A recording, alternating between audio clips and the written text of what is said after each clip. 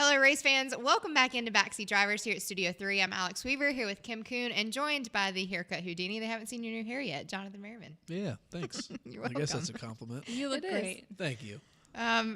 Joey Logano also looked great in Vegas because he gets the win, goes back-to-back defending. We were wondering who was going to be the first crew chief and driver pairing out of Team Penske, out of the new ones, that was going to get a win. That was answered, Joey Logano. Well, if it wasn't for a late race pit call by Todd Gordon, Blaney or maybe Bowman could have been in victory lane. But hindsight's 20/20. I'm sure those two guys wish they had that back. But Paul Wolfe and Joey on the radio, they were like, well, I couldn't hear what you said. And Yeah, the communication issue right Paul before. was like, you have 35 laps on your tires. I don't know if that's just a little bit of acting on their part or if they actually wanted to come in and take tires. Paul's a gamer. So anyways, it ended up working out for him. Joey Logano gets the win. We also have to talk about Matt Benedetto finished second. Ricky Stenhouse Jr. was in third. Austin Dillon in fourth. Jimmy Johnson in fifth. And Bubba Wallace in sixth. So the top six were, other than Joey Logano, a little bit unexpected. Absolutely unexpected. I like what I saw out of Matty D, but again, we have to consider him as part of the Penske umbrella. He's kind of like that satellite team, and he has crew chief Greg Irwin, so I expect a lot of good things out of him this year. I think we'll see him in victory lane, but then some of the other ones that were kind of sprinkled in there were surprising too, but I think it's a good thing. I'll be interested to see if this is just like a fluke or if it becomes a trend that we see other drivers up front and finishing in the top 5 and top 10 that we maybe wouldn't necessarily choose first. Right. Yeah, I definitely think the pit strategy at the end. A lot of people came down and took two don't get me tires, started on that. and so a lot of people did shuffle up to the front, but we did not have a green-white checkered finish. We took the green and then it was one to go. They were kind of limited. I don't necessarily know if some of those crew chiefs, I guess, maybe not thinking that far ahead or maybe thinking that tires could do something, but NASCAR.com put up a piece, early last week with Kurt Busch talking about tires at Vegas and how on cold tires your car is just as loose as it's on warm tires. We saw that all afternoon, too. So you didn't have time to get your tires warmed up, so I don't know if tires were that big. If we were doing a 5-lap shootout, then probably, the guys would have taken tires, probably would have done some. But you take out that last pit stop, your top 10 looks a little bit different. However, Stenhouse ran pretty good all day. Priest was running really well there at the end, had some trouble. So, those notables did run well all day. They kept themselves on the lead lap, but if it wasn't for that last caution, things could be a little bit different. 2020 is looking eerily similar to 2019. Denny Hamlin gets the Daytona 500. Joey Logano wins in Vegas. But one thing that is not looking similar is the Chevys are showing speed right off of the jump here for 2020. Are we surprised? Because Rick Hendrick had quite a day. Rick Hendrick's probably still grinning ear to ear because for most of that race, he had... The 9 was the fastest until his long run. Yeah. The 9's long run speed was unmatched until he had that issue. I think we would have been celebrating Chase Elliott in victory lane. All 4 cars in the top 10 for almost every lap of that race.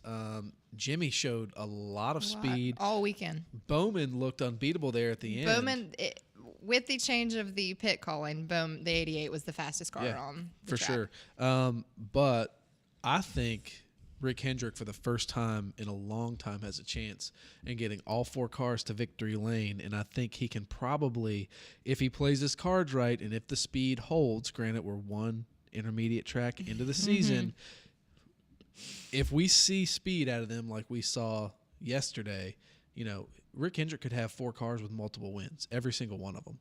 Do you agree?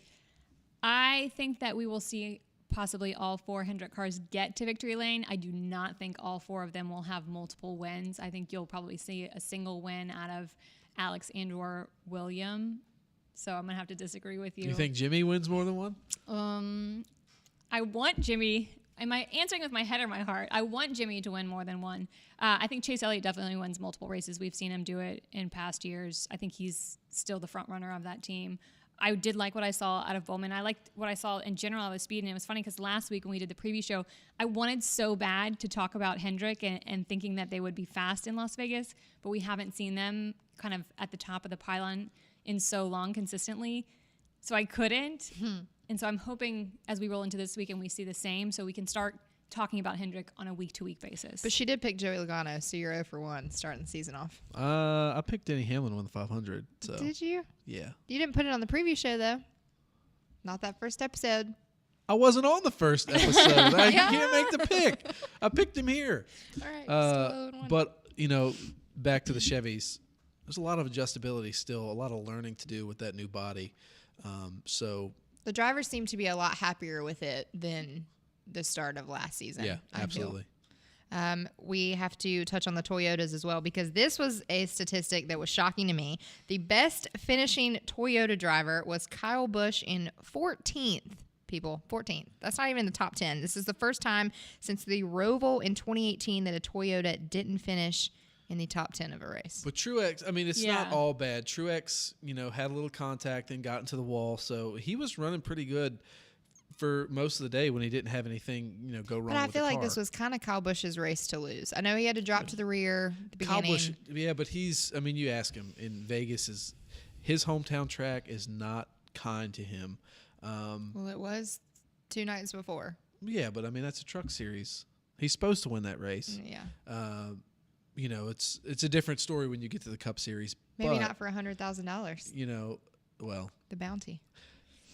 I think that you're not going to keep Joe Gibbs down. I think you go to Auto Club and it's a completely different story. But it does make you scratch your head a little bit when you think about where they left off in 2019 with 19 wins as a whole as an organization, and then you kind of fall on your face a little bit in Vegas, but coach can rally those guys, and I wouldn't be surprised if they don't go to Auto Club and win. Yeah, I think it was a fluke that we didn't see any of them higher up on the board. To your point, Truex had a really good race. It was kind of just that incident that made him not get the finish that we should have seen from him. Now, we talk about the other 3 drivers in the camp. What happened with them? Lots of different things.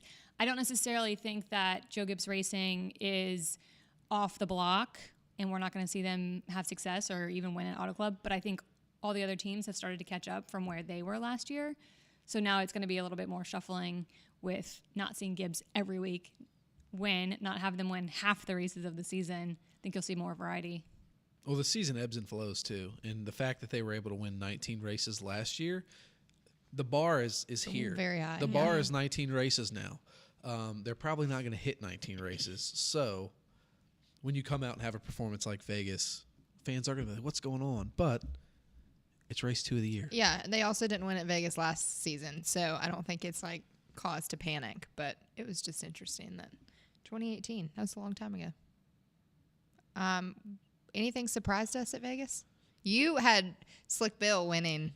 Well, off the jump. look, when they dropped the green flag, that 24 car, I don't know if it's just because he was on new tires or what, but I texted Weaver, and I'm like, that 24 car is bad. Byron winning. And then lap as soon as 2. I sent the text message, I guess his tires warmed up a little bit. jinxed But him. he didn't look bad either throughout the day, and he was going to come away with a really good finish, but he had some contact where you could say, Matty D came up into him or he came down onto Matt DiBenedetto, but It's racing. Yeah. it's racing. But I think that's a guy that's going to have multiple wins this year for sure. I think the biggest surprise for me was how good I thought the racing was in Vegas. It was I was really a little bit nervous going into the weekend, thinking, all right, we're at a mile and a half. Like, what can we expect here? But that Are was we just the going to best see racing we had last year. I know, but again, like, was it a fluke last year? We were going to see the same thing. I didn't know what to expect, and so The it was restarts were pleasant. nuts. Yeah, it was a pleasant surprise how fun it was to watch the restarts, how much actual racing, green flag racing went on. So for me, that was the surprise, and what I was most excited about is, like we've got something here. Who gets a win first, Kevin Harvick or Truex? Kevin Harvick. Truex. I like it. You're just saying that I'm because just I saying think that because he picked Harvick. Rodney studied way too much over the offseason, and there are some new factors in there. But Truex looked good, so I could be wrong. All right, so now we are heading to Southern California for Auto Club Speedway in Fontana, California. Typically, it has been a Toyota-dominated race the last 2 seasons. Kyle Busch won last year. Martin Truex Jr. won in 2018. But don't count out the Chevys because Larson and Jimmy were the 2 years before that. So, is it a Kyle Busch, let's get a win to start 2020? I definitely think that the competition for the Toyotas has picked up. I don't think it's going to be and look, Kyle Busch was up against a lot last year when he won at Auto Club. You know, a lot on the line with the 200th win across all 3 national series. But something in the back of my mind says that maybe Jimmy can, I don't want to say bookend his career because it's so early in the season. I think he's got wins coming down the road, but wins his first race at Auto Club, the last time he races at Auto Club. How cool will it be to see Jimmy get a win there? I think him and Cliff Daniels are definitely onto something. So I don't know. I'm kind of feeling the 48 this weekend. Shani and the girls are giving the command. So Woo! 48's on my list of to watch this weekend too. I actually don't think that Gibbs wins at Auto Club. I don't think it's Kyle Busch. Going back to last year, yes, Kyle won. But if you look at the top 5, all 3 of the Penske cars were in the top 5. So Brad Keselowski, Joey Logano, Ryan Blaney, I think all of them are factors again this weekend. I would probably put Ryan out front of the 3 in terms of who can get to victory lane, just because, again, I always like what Todd Gordon brings to the table, and I like kind of what they've started to build together. Jimmy, 6-time winner at Auto Club, most all time. He was fast last weekend. It would be such a great story. It would. I think the Chevys are going to be fast. Larson's one you can't ignore either when you come to California, but can he close it? Well, we're about to find out. We're staying out west. The Auto Club Speedway race coming up in Fontana, California is going to be Sunday at 3:30 p.m. Eastern Time, so make sure and tune in to the sunshine out in California.